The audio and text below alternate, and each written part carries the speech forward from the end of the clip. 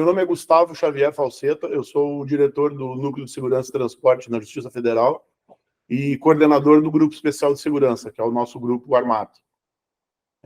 E a gente teve essa experiência da atuação nos eventos climáticos aí que alagaram toda a cidade, né? E a nossa participação foi em diversos níveis, aí, diversas operações. O meu nome é Carlos Alberto Arthur de Oliveira, eu sou supervisor da segurança predial, né? E fiquei responsável nessa parte das enchentes aí também, monitorando juntamente com o pessoal da vigilância e passando o feedback do que estava acontecendo no pátio, né? Na questão das chuvas. Meu nome é Anderson Cruz da Trindade, eu sou lotado na seção de inteligência judiciária da direção do foro. A minha atuação foi no interior do prédio, efetuando a segurança do prédio, junto com os demais colegas. Meu nome é Celso Schweniger Júnior, sou agente da Polícia Judicial, também na cidade de Porto Alegre, e também atuei em conjunto com o Anderson aqui na segurança interna do prédio, desde o começo do incidente. Essa atuação dentro do prédio da Justiça contou com muita gente, né, de várias áreas. A segurança teve destaque em função de que, durante os períodos críticos, durante o período em que as águas tiveram no seu ápice, aí, no seu auge, o nosso prédio foi completamente isolado e sem acesso normal, né, apenas acesso pela via de embarcações. E uma coisa impensável para nós até pouco tempo atrás, né, que necessitaríamos acessar o nosso prédio de barco aqui. No início, lá, quando nós conversamos, eu conversei com o diretor da OP, veio conversar comigo, e não acreditando que as chuvas seriam tão torrenciais assim, e se chegaria ao ponto que chegou.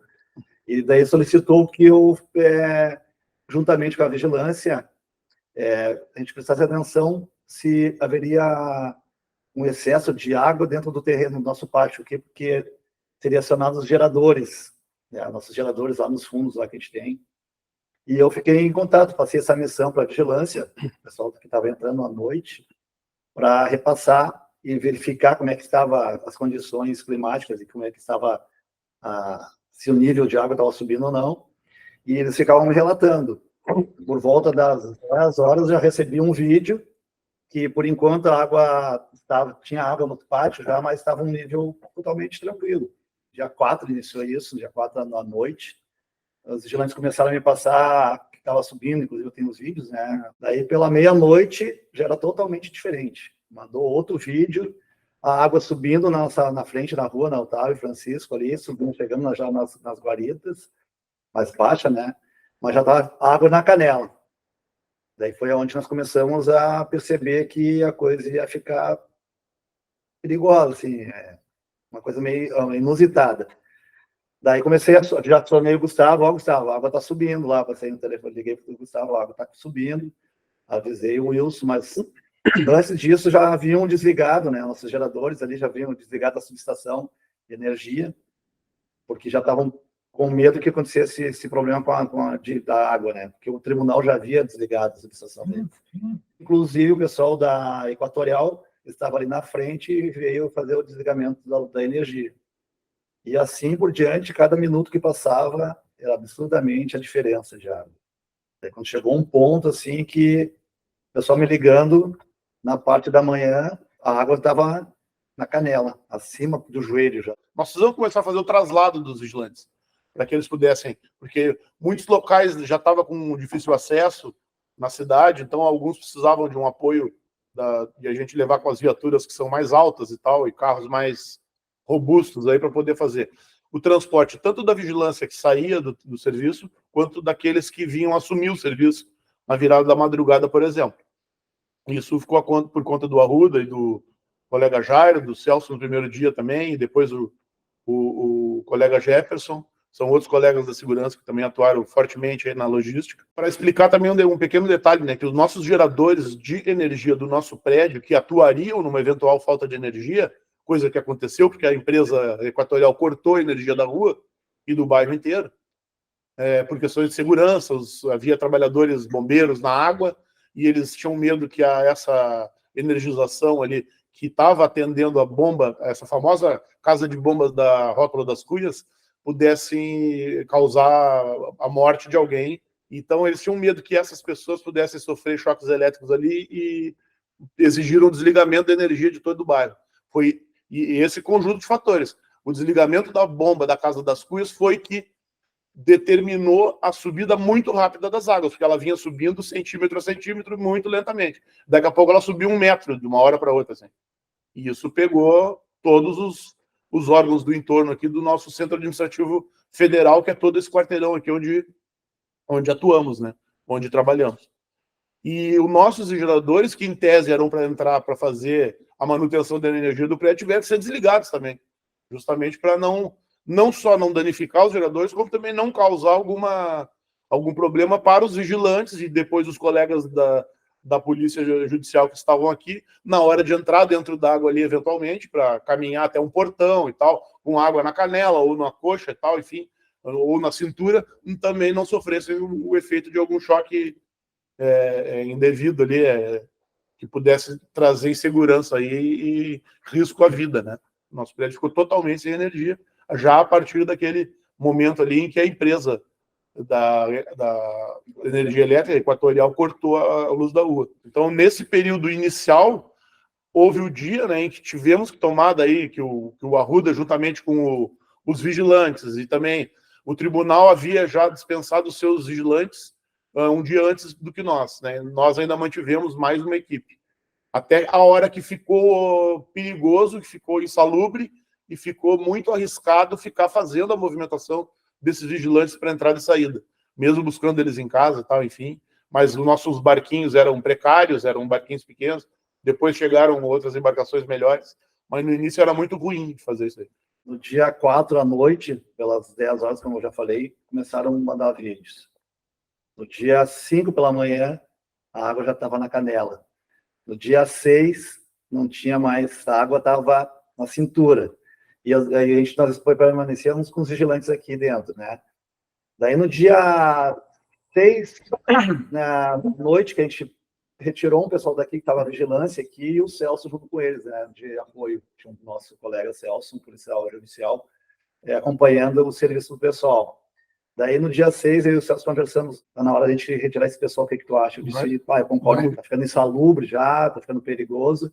Vou repassar para o Gustavo vai entrar em contato provavelmente com a doutora para a gente decidir. Daí combinamos, eu e o Gustavo conversamos. No dia 6, daí ficou um pessoal da noite.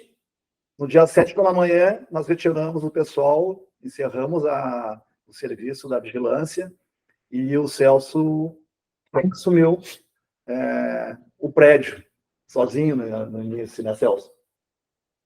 Sim, ali nos primeiros dias foram os dias mais complicados, né, porque a gente perdeu muita estrutura de segurança aqui no prédio. Nós não tínhamos energia elétrica, não tínhamos iluminação externa, toda a região aqui, a cidade passava por um momento complicado, né, com aumento de saques e uma certa desordem pública por toda a situação. Então, isso agravava muito o nosso risco aqui, principalmente na questão da proteção do prédio, dos bens, né? Então, logo na sequência, o colega Anderson chegou, né, para reforçar essa atuação, né? Porque nos primeiros dias tudo era muito difícil, né? Para fazer um deslocamento, a gente estava sem energia elétrica, precisava conseguir meios de providenciar coisas simples, como carregar um telefone para a gente manter contato com o pessoal, carregar as lanternas. Então, tudo isso inviabilizava ainda mais a operação, né? Então, foram necessidades que foram surgindo, né, na medida que o trabalho ia avançando, e aí a gente foi contando com o pessoal que estava lá na parte da logística, que ia nos abastecendo, né? Posteriormente foi conseguido um gerador de energia, né, um gerador pequeno, para a gente manter o básico ali funcionando, manter os rádios, a comunicação, ter alguma iluminação interna também, para conseguir manter o mínimo necessário ali da estrutura de segurança do prédio e do entorno aqui. Então, nesse ponto, da nossa operação nesse momento, fazendo essa ordem cronológica, nós já estávamos com 2 equipes, né, divididos em 2 equipes, conforme o Celso falou, uma equipe fazendo a segurança do prédio e outra equipe situada na rótula das Cuias, que era a nossa equipe de apoio logístico, né? Eles que nos forneciam os equipamentos e os insumos que a gente foi tendo necessidade, estando aqui no prédio, né? Haja vista que a água já tinha tomado conta de todo o pátio do prédio, né? De todo o pátio, né, da Justiça Federal e do bairro como um todo, né? Então, ficamos divididos em 2 equipes, né? E a ideia inicial era montar uma operação de vigilância do prédio, manter a segurança do prédio. Inicialmente, o colega Celso com a vigilância, né? Aí, como eles falaram, a vigilância foi liberada, o colega Celso chegou a ficar um tempo sozinho aqui no prédio, depois eu vim para prestar o apoio para ele, ficamos uns 2 dias, eu e ele, e depois começamos a receber o valoroso apoio também dos colegas, né? Nossos colegas agentes da Polícia Judicial, integrantes do GES do interior do Rio Grande do Sul, e também colegas de Santa Catarina e do Paraná. A partir desse momento, a gente já pôde montar uma operação de segurança mais robusta, né? A gente conseguiu montar postos de vigilância, alguns em andares superiores do prédio, mais elevado, para ter uma cobertura melhor do ambiente como um todo, né? E, a partir daí, a ideia inicial era o quê? Vamos fazer a vigilância.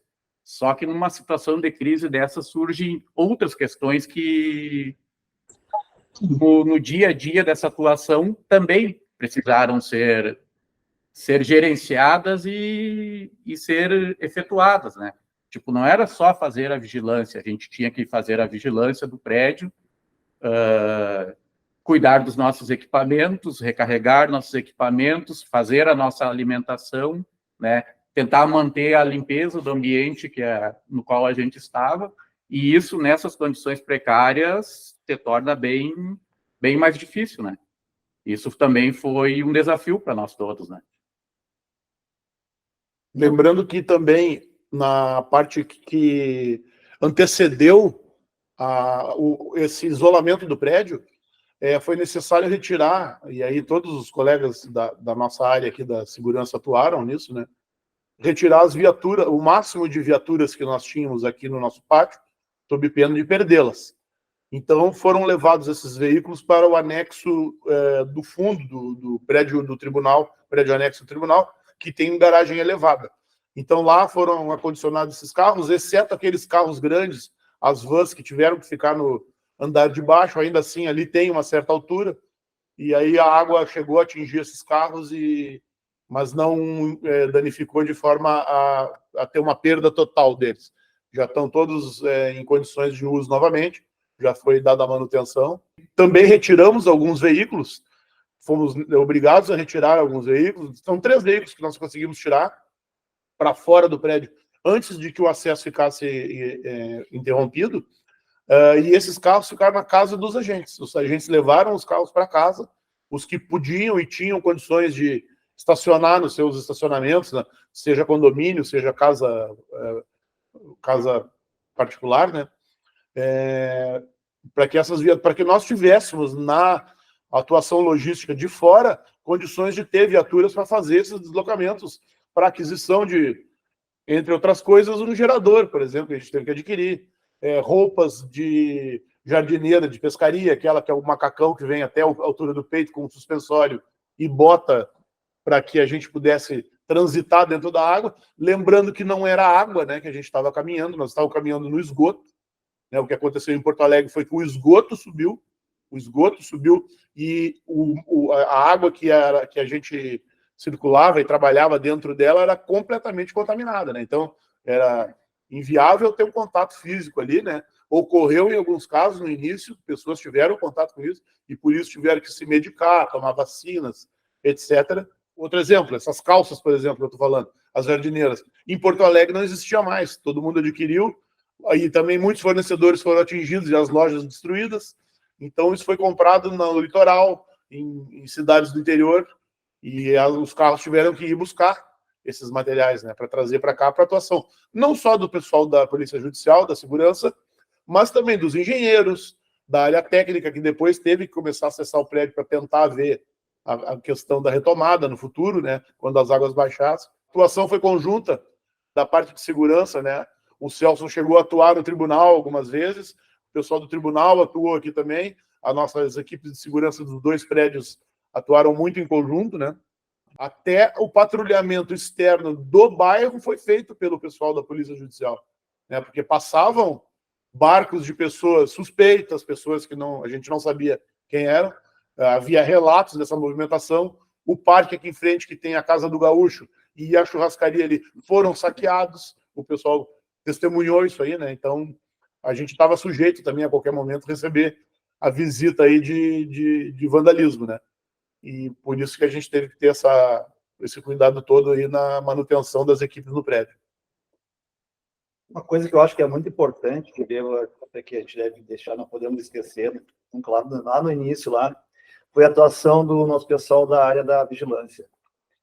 Juntamente com a PJ, o Celso, o pessoal tem que salvar vários patrimônios, principalmente as CPUs, as guaritas, e lá na parte de baixo, lá do estacionamento, lá que nós tínhamos as entradas das recepções. O pessoal carregou no muque armários com roupas dentro, lá que tinha lá do pessoal da terceirizados deles, inclusive. Salvaram várias máquinas, várias ferramentas da seção da manutenção. Então, o Celso foi o chefe da equipe desse recolhimento desse material, né? E é muito importante, então, que o pessoal da vigilância atuou muito forte. Foi evitado um prejuízo de milhares de reais aí no recolhimento desse material lá, antes que ficasse tudo perdido, danificado. Né? Antes da água subir realmente, até acho que a água estava na cintura, assim, dava tempo ainda, o pessoal foi para dentro da água, foi lá, recuperou CPU dentro das guaritas, trouxe o que poderiam ter trazido, os armários, subiram escadas com armários, o Celso e as equipes da vigilância, o Celso estava coordenando e fez força também, apoio. Carregou os armários também, né, Celso? E um monte de material que salvou bastante patrimônio. Foi um valor assim, estimável de patrimônio que estavam nas guaritas, CPUs e monitores. Bastante patrimônio foi salvo que estavam lá embaixo. E depois, quando a gente foi ver, é um desastre. Uma coisa inacreditável que aconteceu. Com relação aos impactos que o prédio, né, o nosso prédio sofreu. O nosso andar inferior, que é as nossas garagens dos magistrados, onde tem a subestação de energia, havia uma série de salas das empresas terceirizadas, né, tanto salas de trabalho administrativo como salas de trabalho operacional, oficinas, depósitos. Isso foi tudo destruído. Isso se perdeu completamente. Então, toda a infraestrutura do andar térreo, ela foi perdida. Desde o primeiro corte de energia, a energia não retornou para o nosso prédio até hoje.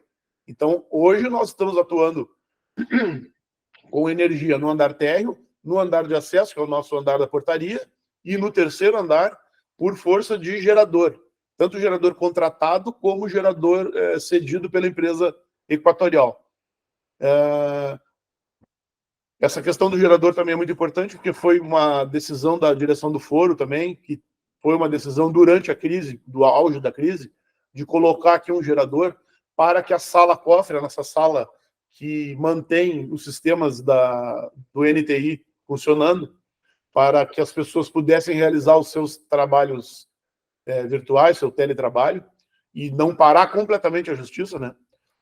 Foi necessário que esse gerador fosse contratado para trabalhar de forma dedicada à manutenção da energia na sala cofre. Com essa religação da energia para abastecer a sala cofre, manter os sistemas funcionando para que as pessoas pudessem minimamente ter as condições de trabalhar em casa. E também a gente dá vazão às questões administrativas, que começaram a fervilhar em função das contratações de todas as naturezas que a gente teve que fazer, né? Desde o abastecimento do gerador diesel e até, enfim, os primeiros momentos de limpeza do prédio, depois da baixa das águas, para que a gente pudesse voltar, pelo menos, a entrar no prédio de uma forma digna, né? Regular.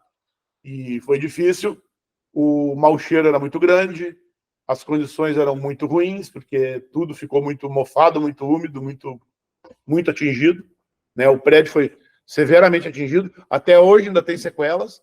Vários setores ainda sequer foram reformados ainda, porque não houve nem tempo hábil para isso. O máximo que a água atingiu ficou cerca de 20 dias, eu acredito, né? No nosso prédio, a água começou a baixar, né? E quando tudo está embaixo d'água ali, tu não tem tanto aquela visão, como é que vai estar depois. Aí, quando a água baixou totalmente, era assim, era uma cena triste, tu vê tudo arrebentado, tudo acabado, sabe? Muita coisa perdida, né? E é uma cena complicada mesmo. Mas passada essa fase da enchente, quando a água baixou, até um pouco antes da água baixar, a atuação da Polícia Judicial foi importante para também manter a segurança do pessoal, dos colegas, né, que teriam que vir até o prédio, né?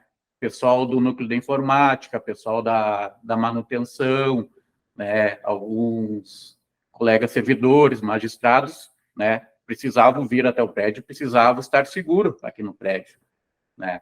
Então, nessa fase, a Polícia Judicial também, né, manteve a segurança do pessoal que teria que vir e acessar o prédio para começar essa reconstrução. Então, a gente também, né, atuou e assistiu o início dessa reconstrução.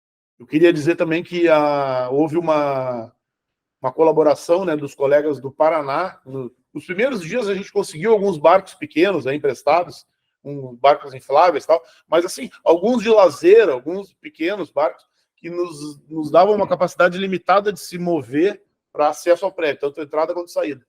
Mas, em seguida, o Paraná trouxe um jet ski, uma moto aquática, né? E isso deu uma melhorada assim, na rapidez com que se fazia os deslocamentos, a autonomia também de poder várias vezes entrar e sair com o pessoal da segurança, materiais, insumos, alimentação, água, combustível, para que eles pudessem se manter aqui dentro.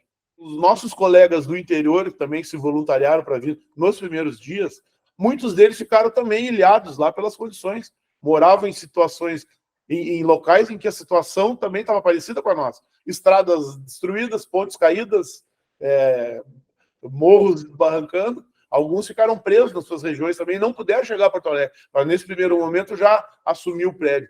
Por isso também que essa ajuda que veio do Paraná e colegas de Santa Catarina foi muito importante, porque nós não tivemos como reunir de primeira o nosso grupo todo, né? Que depois veio, sim.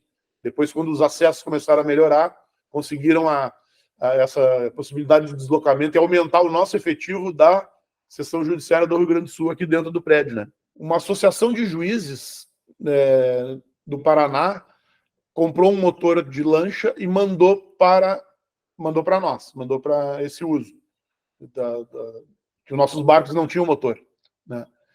E a nossa associação de policiais, a GEPOJUS, né, que é a nossa associação dos policiais, a Associação Nacional dos Policiais, comprou um barco inflável e nos mandou também.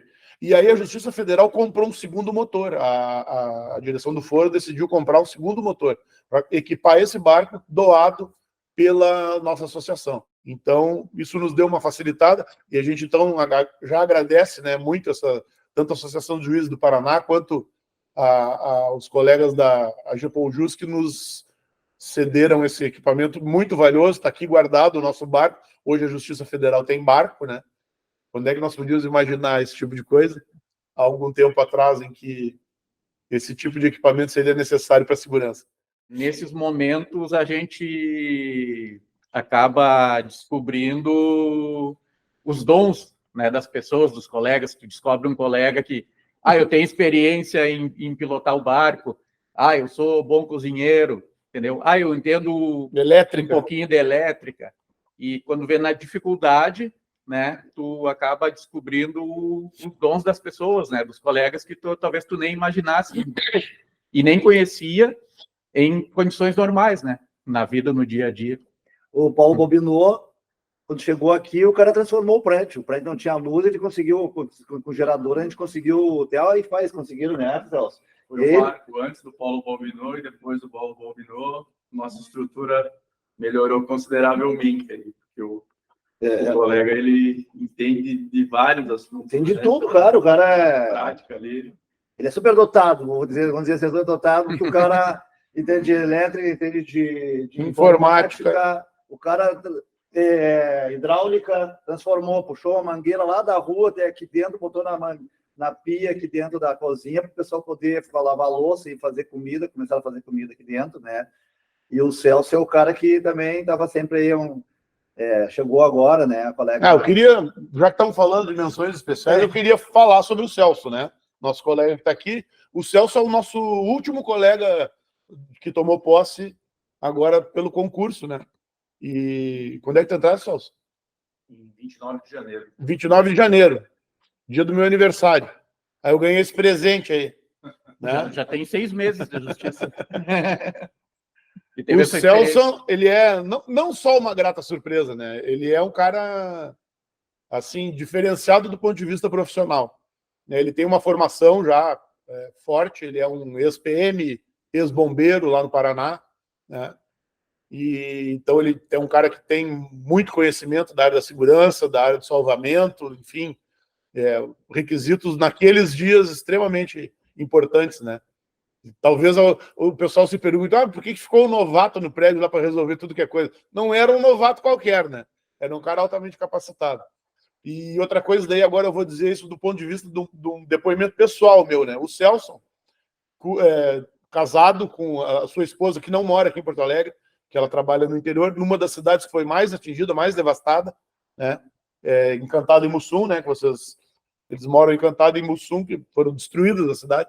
Além dele ter ficado sem acesso para ir para lá, porque ele não tinha como voltar para casa, ficamos preocupados alguns dias que ele não conseguia contato com a esposa, né? Então, naquela primeira ideia da decisão de que tínhamos que ficar aqui no prédio, pernoitando, virando a noite, ele foi o primeiro a se voluntariar. Gustavo, eu não estou com a minha família aqui, eu não tenho para onde ir, né? Porque eu não consigo voltar para casa. O pessoal aí, às vezes, tem filho pequeno, os outros, né, estão com a família aí, ou estão recebendo parentes que foram afetados e estão com problemas e precisam estar em casa mais. Então, me deixa no prédio, porque eu sou o cara que estou mais sem problema externo para resolver nesse momento. Então, eu já falei isso em outros grupos, já relatei esse desprendimento dele e essa vontade de colaborar nesse sentido aí. Ele se colocou à disposição para preservar os demais colegas que teriam que dar uma assistência às famílias. Muitos tiveram que levar as famílias porque Porto Alegre também ficou sem luz e água, né? Levar as famílias para casa de praia, casa de campo, enfim. Quem tem essa possibilidade, né, essa estrutura. Então, ele foi o primeiro a se voluntariar, e foi o primeiro. Ele está desde a hora 1 dentro do prédio até hoje, aqui, nos ajudando e cuidando de tudo. E por isso a gente agradece muito a ele e reconhece, né, todo esse profissionalismo dele aí, fora as coisas que ele, até fora da nossa alçada, que ele resolveu aqui no prédio, né? Tudo, organização, limpeza, como o Arruda falou, salvou patrimônio, salvou móveis, salvou as ferramentas das empresas terceirizadas, salvou milhares de reais em equipamentos das empresas, né? E salvando todas as ferramentas possíveis lá que ele podia carregar. Então, são ações assim que fazem a gente ver o que separa os homens das crianças ali, né? E é aquele cara que está ali para resolver mesmo.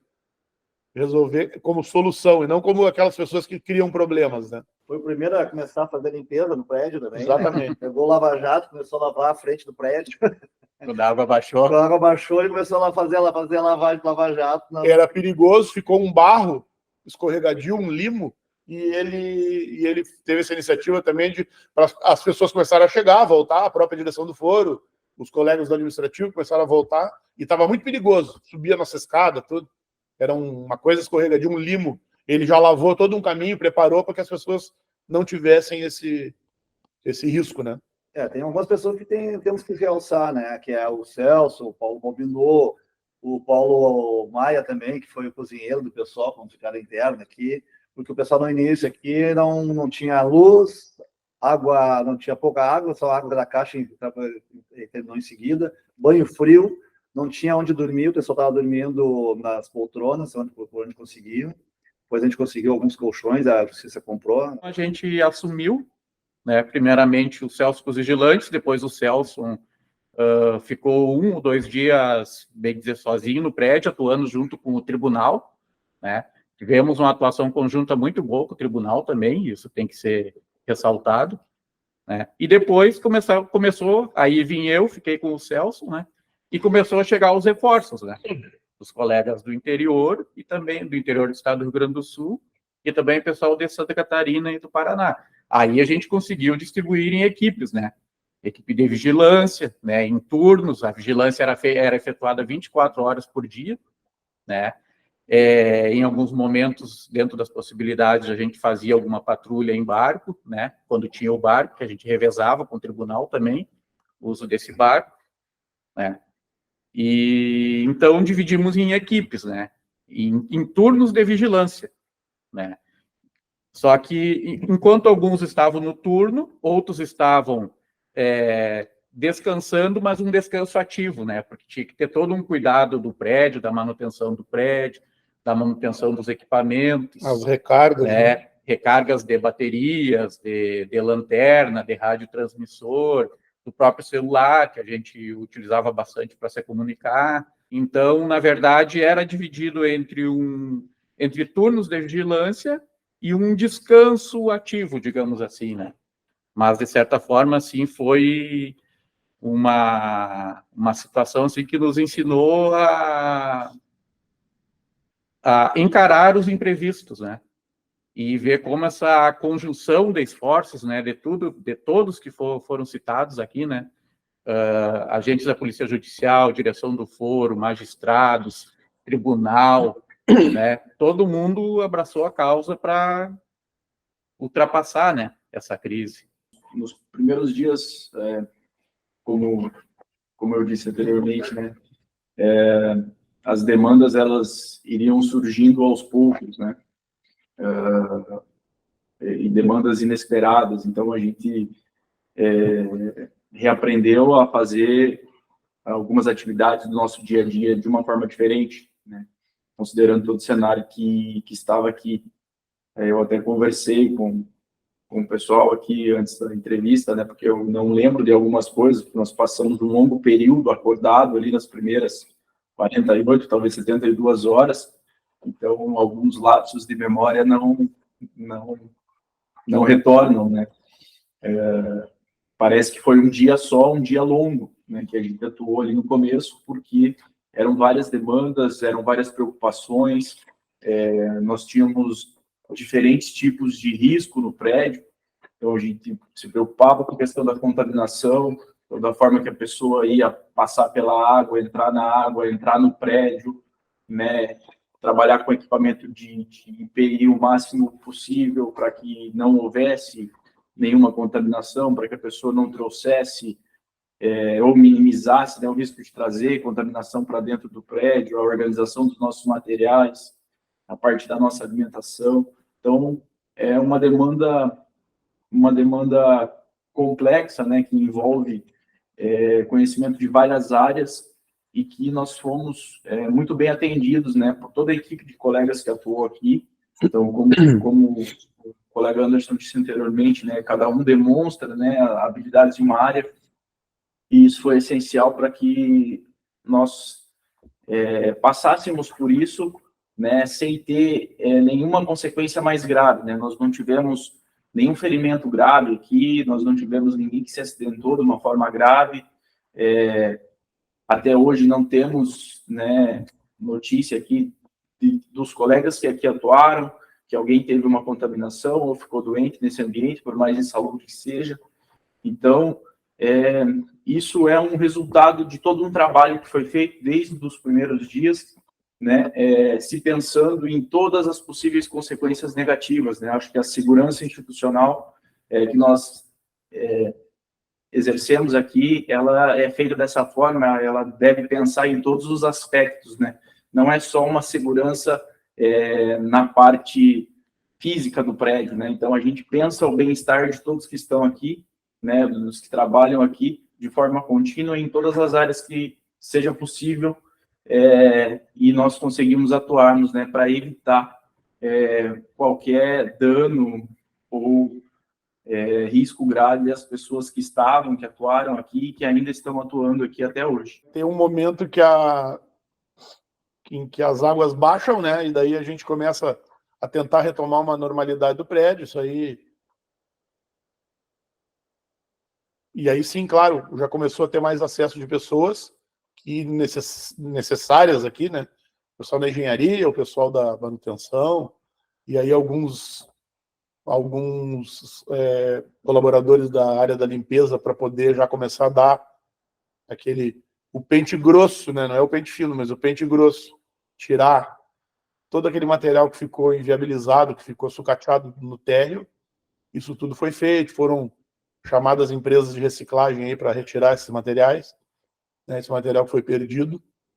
E aos poucos, essa retomada da religação da energia desses 3 andares que eu havia falado no início, está possibilitando que a gente possa trabalhar. A segurança está trabalhando desde sempre, né?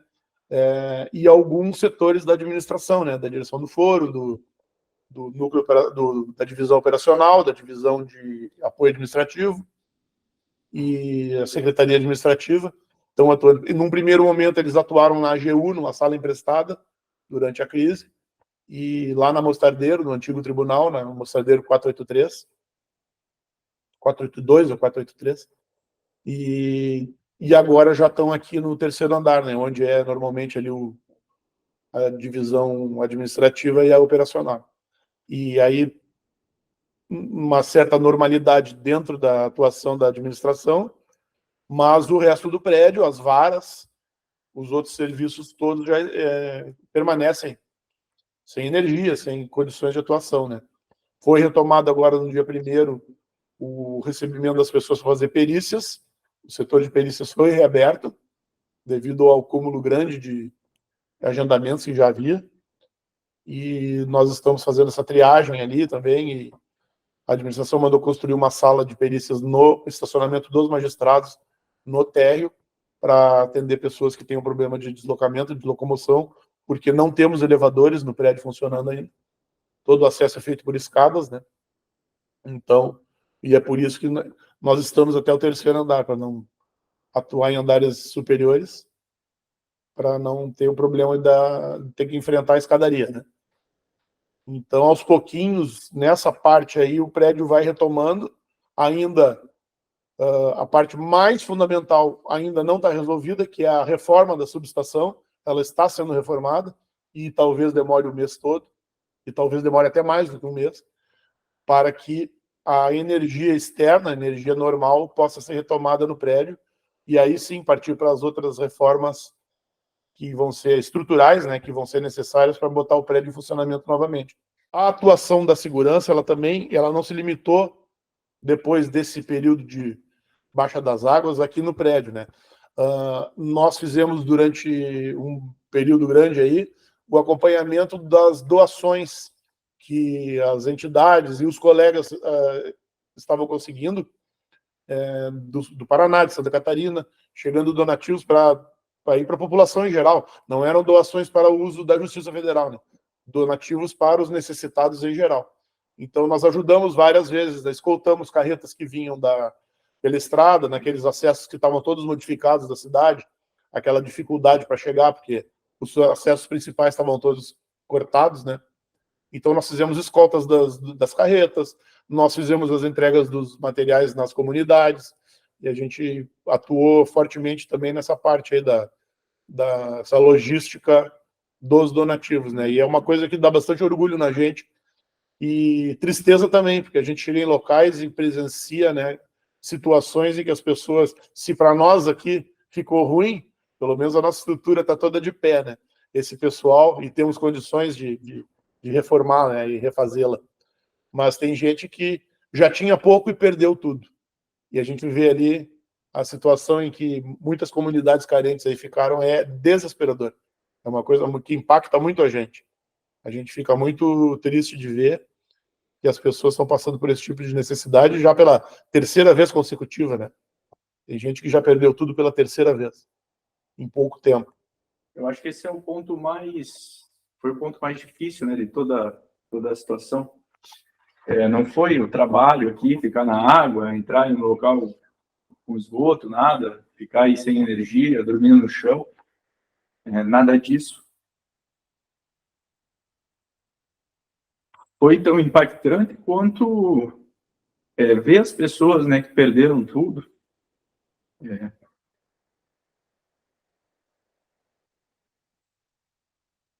Muitas pessoas procurando familiares, né, desesperadas.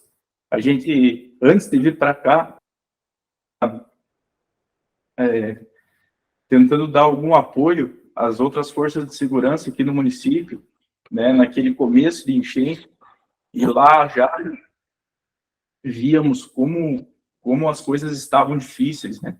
Muitas pessoas na rua querendo acessar bairros e localidades aqui na cidade, em busca de familiares, né, locais que já estavam isolados, que já estavam sendo evacuados, né?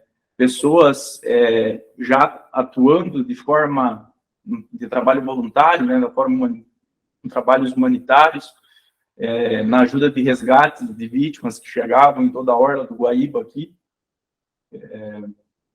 Então, essa situação em si, né, das pessoas que perderam seus bens, que perderam familiares, eu acho que é a situação mais difícil, né, de tudo que foi vivenciado aqui no estado por todos. Acho que essa é a situação mais complicada, né? Uma situação que demonstra a resiliência do povo aqui do Sul, né, do povo gaúcho, a solidariedade desse povo. Eu sou do Paraná, né, não era daqui, não morava aqui, vim para cá há menos de um ano e moro na região do Vale do Rio Taquari. Ali foi bem afetado já desde o ano passado pelas enchentes, e de lá para cá eu percebi no povo gaúcho um espírito de resiliência e solidariedade muito grande, que não tinha visto em outros locais. Então, é algo que deve ser destacado, e que foi demonstrado não só nas ações de solidariedade, mas em todo o aspecto, em todas as ações, para onde se olhava durante o evento, e até hoje ainda nós temos resquícios graves desse evento, né? Se vê e se percebe essa solidariedade, essa ajuda que a população se dá, né? Então, lógico, né? Não sem deixar de destacar a ajuda de outros estados, né? A ajuda de pessoas, de voluntários de outros estados que vieram para cá, mas desde o começo, né? Desde o começo aqui se vê esse espírito de solidariedade da população muito forte, e algo que nos traz um ensinamento e uma experiência muito importante aí para o longo da nossa vida. E nesse tipo de evento é que a gente vê como é que o servidor público, aquele que tem a honra de servir, né, junto aos seus colegas, tem a honra de servir dentro dessa instituição, aqueles que resolveram construir o seu nome, construir a sua história dentro da instituição, é a hora que isso aí se destaca, né? A hora do pessoal que realmente veste a camiseta, né? Isso não está restrito aos nós, colegas da Polícia Judicial, né? Isso, em todas as áreas da nossa instituição, houve gente que até, às vezes, despendendo recursos, assim, as próprias expensas, despendendo recursos próprios, nesse momento de crise, não se furtaram de atuar, não se esgueiraram, né, para fora das suas responsabilidades. Estiveram desde o dia 1 até hoje na linha de frente, da hora 1 na linha de frente, e isso é muito importante. Nós que escolhemos, né, esse órgão para trabalhar aqui, e o órgão também nos escolheu, né? A gente tem muito orgulho de vestir essa camiseta. Está aqui o símbolo do nosso órgão aqui atrás, aqui o símbolo da nossa polícia, né? E a gente pode tranquilamente chegar em casa, depois da gente se aposentar, e vai ser lembrado, né, como pessoas que faziam as coisas corretas pelo fato delas serem corretas, né? Nós vamos fazer, não vamos fazer aquilo para aparecer, para sair na foto, para ganhar uma promoção, para ganhar uma gratificação, não. Nós vamos fazer aquilo porque o certo é fazer aquilo. Naquele momento, o certo é atuar daquela maneira, né? E essa tragédia pôde trazer isso aí, revelar essas pessoas que estão disponíveis ali para se doar, se dedicar e tentar minimizar os problemas trazidos pela tragédia, né?